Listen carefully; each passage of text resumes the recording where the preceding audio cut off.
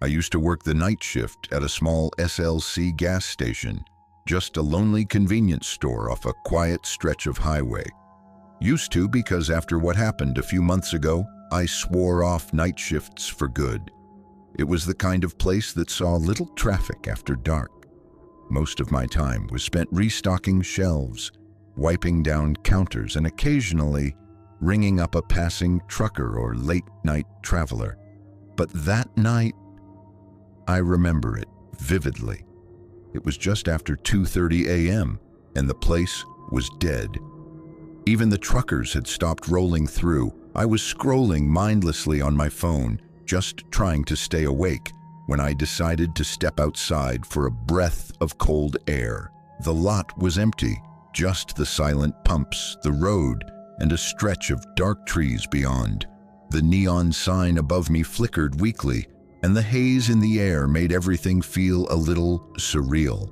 It was eerily quiet, even with the highway nearby. I was just about to head back inside when something caught my eye, a flicker of movement. I turned my head quickly and saw a man standing behind one of the pumps. You hadn't heard or seen him approach. He was wearing a dark red hoodie with the hood up, hands stuffed deep into his pockets. There wasn't a car in sight, and he wasn't walking toward the store. He just stood there, half turned toward me, like he was watching. At first, I thought maybe he was waiting on someone, but then he started moving. Slow, strange circles, like pacing without direction. Something about the way he moved didn't sit right. I went back inside, but kept an eye on him through the glass, trying not to look too obvious. After a few minutes, he began walking toward the entrance. First slowly, then suddenly, pushing through the door like he'd made a decision all at once. He walked right up to the counter but didn't speak, just stared at me, sizing me up. Then, almost like reading from a script, he mumbled that his car had broken down just before the pumps. He needed a jump or maybe just a bit of gas to make it to the next town. His story didn't add up. There was no car, and he didn't seem even slightly concerned. I offered to call a tow truck. He declined too quickly, said he just needed a flashlight, maybe a hand looking under the hood. Everything about the interaction felt off. The way he spoke, the way he watched for my reaction. It felt like he was studying me. I asked where his car was parked. He said it was just past the highway entrance. Then he pointed behind me at the monitor screen. I turned, and sure enough, there was a car parked out there. I blinked. How had I missed that? I'd just been outside. That's when I saw it. On the screen, just behind the car's rear bumper, something moved. Someone was crouching just out of view. A cold chill shot through me. I smiled, trying to play it cool. Told him I'd grab my phone from the back office before helping him out. I turned slowly, and as soon as I was out of his line of sight, slammed my hand down on the emergency panic button beneath the counter. The alarm wailed through the store. I braced for an attack, but he didn't panic.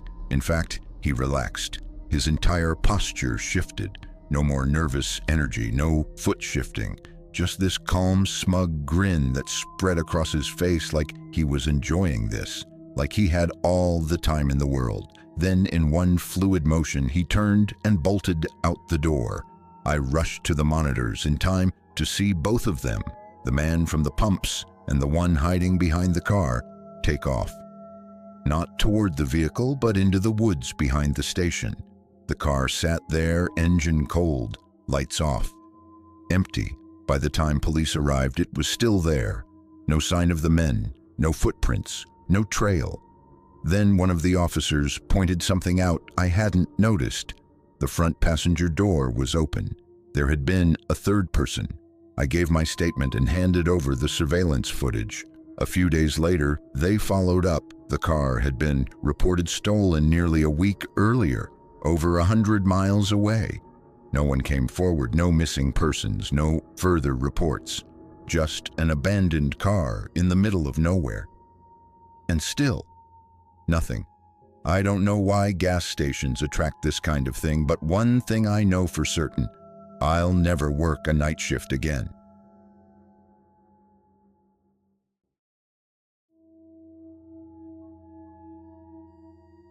This happened just a couple of weeks ago. I work the night shift at Walmart. It's not the worst job in the world, but after a while, it starts to feel like you're just floating through time. The nights blend together, same shelves, same routine, same dull hum of the overhead lights. Hopefully, something better comes along eventually. I usually stick to the electronics section. It's quieter than most parts of the store. Nobody's rushing in at 2 a.m. for phone chargers or Bluetooth speakers. Most of the customers at that hour are either truckers grabbing last-minute supplies or night owls just killing time. That's why I noticed him. At first, I didn't think anything of it, just another guy wandering the aisles, maybe waiting for someone. But after a while, I realized he wasn't shopping. He wasn't even pretending to. Every time I looked up, he was nearby, lingering just one aisle over, standing a little too still by the clearance section. He never picked anything up. He was just there, watching. I told myself I was overthinking it. The store is big. Maybe he was just slow or lost. But something about the way he moved, never quite gone, always within eyesight, made my stomach twist. I kept expecting him to approach me, maybe ask a question or even hit on me, but he never did. He just wanted to be seen. That was the creepiest part, like the point was to make me notice. I reached for my radio to call someone, but the batteries were dead. I started debating whether to go find a manager when I suddenly felt a hand wrap around my arm. I jumped. Before I could react, a cheerful, overly friendly voice said, "There you are."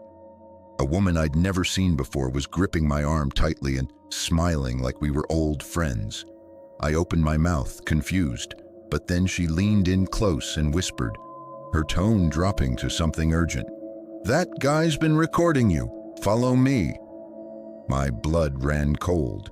I glanced back. The man was still there, but now he wasn't even pretending to browse. He was just standing in the open, staring directly at me. Without hesitation, I let the woman pull me away. The way she acted, loud, casual, like we were just two friends chatting, was such a stark contrast to what was really happening, and I clung to that. I was so grateful someone had noticed and stepped in. As we walked, she rambled about nonsense, a vacation, an inside joke. I could barely process her words. I was too focused on what she'd said. Had he really been recording me? Why? I wanted to check if he was still following, but I couldn't bring myself to turn around. The woman led me quickly through the aisles. I was only vaguely aware of where we were heading, just that the distance between me and the man was growing. I half expected her to drop the act at any moment, but she didn't. If anything, she seemed even more committed. Eventually, I glanced over my shoulder and felt a rush of relief. The man was no longer behind us. I told her we were good now, that I should go find a manager, but she didn't let go. In fact, she tightened her grip and said, "He's still lurking. Just a little further." That's when something started to feel wrong again. Sure, I'd been scared before, but now I wasn't alone. Now I was just confused. The store was basically empty, and we'd walked well past the registers, the self-checkout, the aisles with any real traffic. Ahead of us was the warehouse section, dimly lit and mostly deserted. Beyond that, the side exit, the one with no cameras, the one employees use for loading shipments. And that's when it hit me. She was leading me straight to the exit. I didn't think. I yanked my arm back and screamed for help. She tried to hold on, but I twisted free. As I turned and ran toward the front of the store, she shouted something after me, something that made my blood run colder than it already had. She yelled my name. I hadn't told her my name. I kept running until I saw one of my co-workers, who had clearly heard me screaming and was coming toward me. I told him to call security, and he did. But by the time I explained everything and security reviewed the footage, both the woman and the man were gone. The footage showed exactly what I feared. They had walked into the store together. She had been with him the entire time. His face was caught clearly in several frames. Hers always turned just enough to avoid the camera. I'm convinced she was the one behind the whole thing. The police got involved. They called it an attempted abduction. They're still investigating. Given the man's face was caught on camera, they say tracking him down should be easy. But what I can't stop thinking about is this. How did she know my name? That's what terrifies me the most. This wasn't random. I was the target.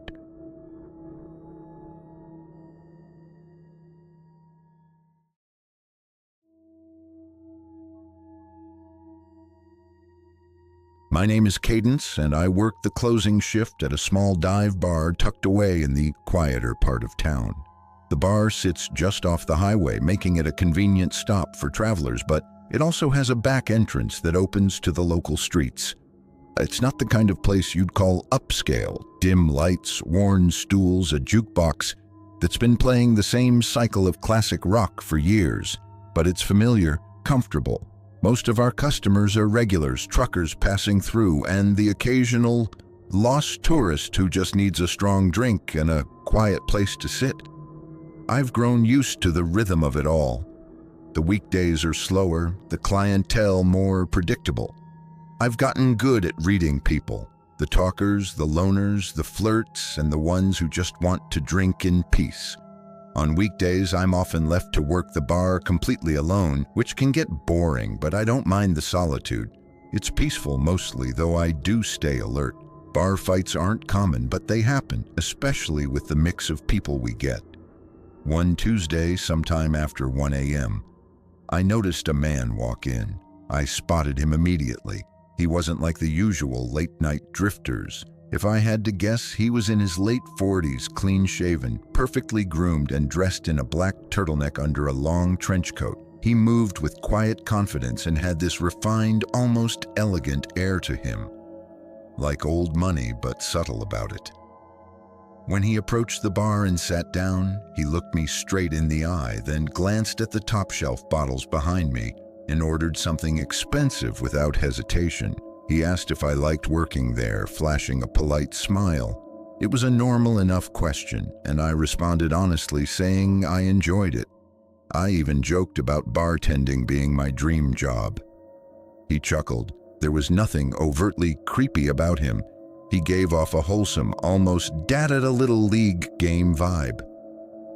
The conversation was pleasant, but then it took a strange turn. He asked me if I had ever thought about doing something bigger. I laughed politely and told him I was happy where I was. He nodded, but there was something about the way his expression shifted that made me pause, almost like he was disappointed. A long silence followed before he asked out of nowhere what time I got off work. That set off a red flag.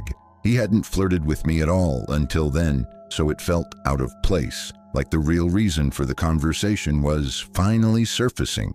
I gave him a vague answer and busied myself with wiping the counter, hoping he'd take the hint. He didn't push. Instead, he left a $100 bill on the bar, like it was nothing, and walked out into the night. I didn't know what to make of it. It wasn't exactly creepy, but it left me feeling strange. I figured that was the last I'd see of him. I was wrong. About a week later, he came back, but this time, he wasn't alone. A woman was with him, and she immediately caught my attention. She looked to be in her mid-30s, dressed trendy, but a little too deliberately youthful, like she was trying to blend in with a younger crowd. Everything about her was calculated. The way she smiled, the way she leaned against the bar like we were old friends. As I set down napkins, the first thing she said wasn't a greeting or a drink order. It was a compliment. "You're so pretty," she said, brushing my arm in a way that lingered just a little too long. I laughed it off, but inside I felt uneasy. The man didn't speak at all. The woman ordered drinks, and as I served them, she began asking questions. How long had I worked there? How old was I? Where did I live? It didn't feel like small talk. It felt like an interview. At one point, she glanced at the man, and it was like they had a conversation without speaking. Then she leaned in and told me she ran an exclusive event club. and that they were always looking for fun, young people like me to join. 10 grand for a weekend, she said. Her smile didn't flicker once. I brushed it off with a laugh, saying it sounded too good to be true. But she kept pushing, circling the same phrases, fun, safe, exclusive, until finally she said, "You should step outside for a second. There's someone who can explain it better." My blood ran cold. "No thanks," I said firmly. Just then, a group of customers came in, loud and laughing. Her face changed, just for a second. She turned to the man, and without another word, they left. A few nights later, I saw a car parked across the street after closing, engine off, just sitting there. I felt the eyes on me as I walked to my car, gripping my keys like a weapon. When I drove off, the car followed. Every turn I made, it made two. I took a random turn and pulled into a police station parking lot. The car sped away. Nothing happened for a while.